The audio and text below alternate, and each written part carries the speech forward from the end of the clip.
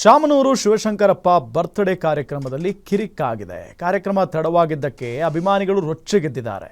ಊಟ ಇಲ್ಲದೆ ಉಪವಾಸ ಇದ್ದೇವೆ, ಬೇಗ ಶುರು ಮಾಡಿ, ನಾವು ಉಪವಾಸ ಇರಬೇಕಾ ಅಂತ ಜನ ಕೂಗಾಡಿದ್ದಾರೆ.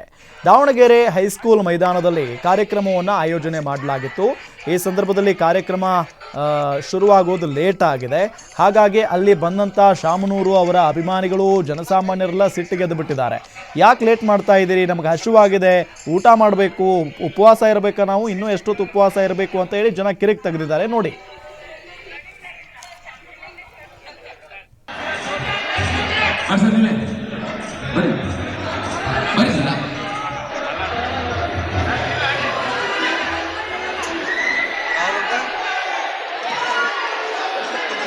ಯಾವ್ದು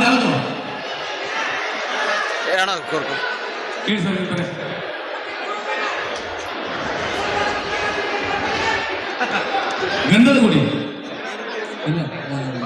ಹೊಟ್ಟೆ ಕುಳ ಅಂತ ಗಂಧದ ಗುಡಿ ಅಂತೀವಿ ನಾವು.